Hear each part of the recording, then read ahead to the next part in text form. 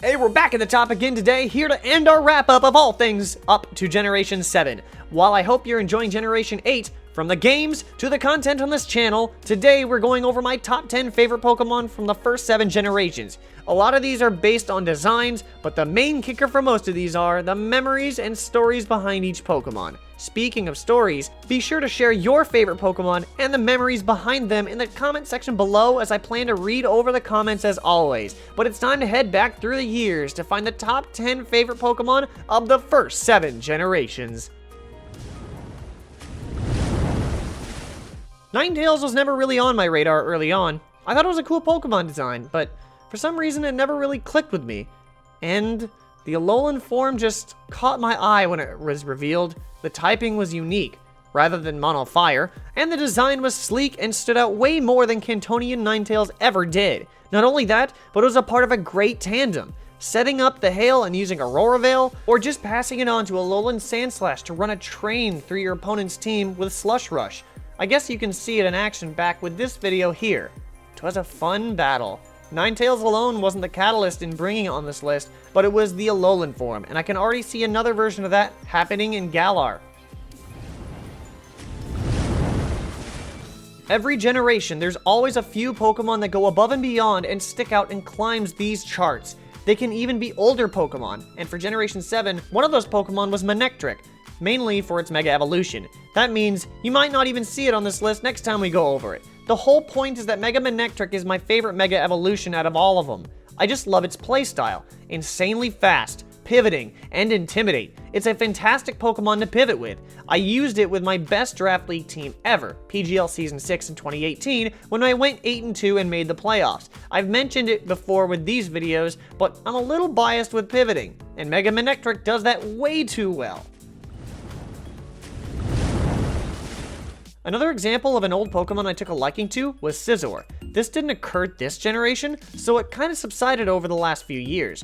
Basically, I love Scizor's design, the color is red and it's great, and it's a powerful attacker. I learned this in Generation 6 when I used it in tandem with a trio of other Pokemon, and it worked fantastically. Great mind games, and I wish I could tell you more about it, but alas, one member of that tandem is higher up on that list. The other is Chandelure.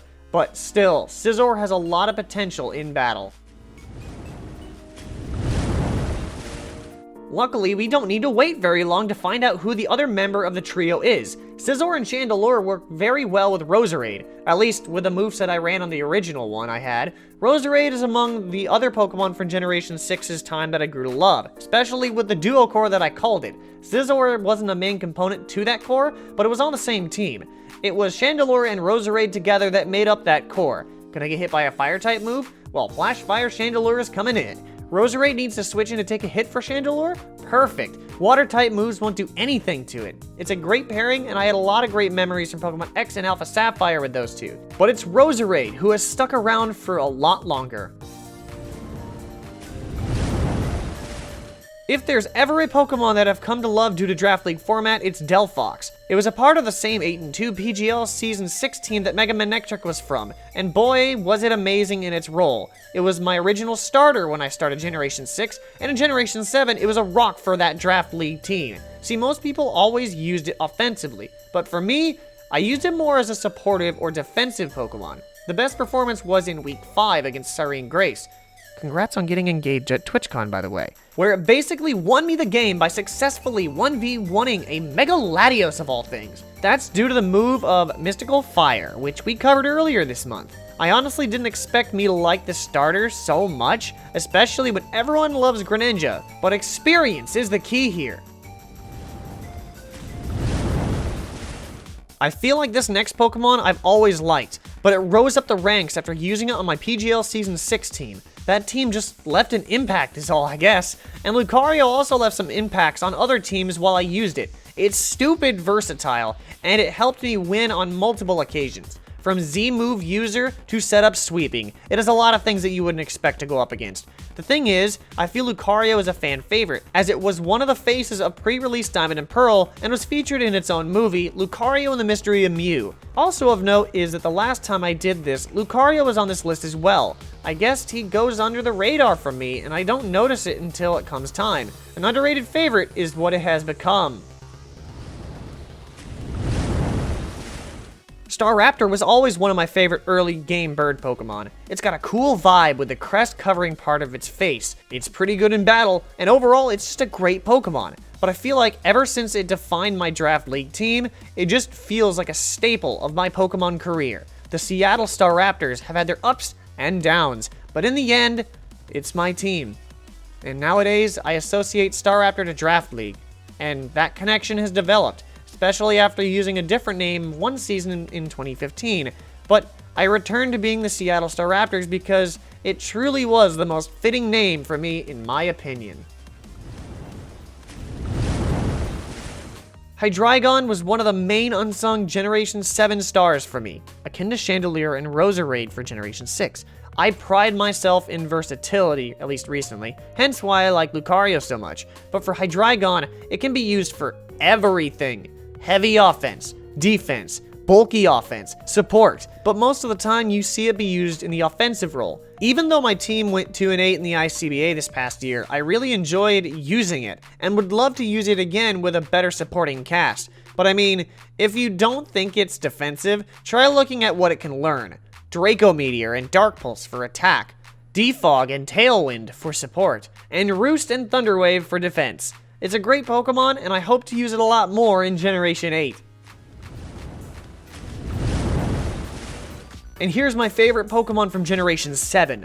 Unfortunately, I couldn't show it off in the top 6 in the BattleSpot Champions episode because it's not allowed in ranked BattleSpot, but I can still talk about it here. Zeraora has one of those sleek designs with black and turquoise to support the electric yellow. Not only that, but it has a great move pool, which is a little better than your normal electric Pokemon, but is monstrously fast. And I know that's not a word, but I'm using it that way, because 143 base speed is something you would most likely see on a Pokemon that has a focus on speed or a Mega Evolution. And again, it is a mythical, but realistically, it's a fast pivoting Pokemon, all while having a little bit of a wider move pool than other electric types like Jolteon or Manectric. And my number one Pokemon for the first 7 generation is, well, it's still the same that it's always been, Gallade. He became my favorite back during the middle of Generation 5 as I really loved the combination of Gallade and Drain Punch. He was also the color green, which is my favorite color. I'm not sure what made me like Gallade so much back in the day. The color, the typing, the fact that it's kind of like a knight that'll help anyone when it needs to.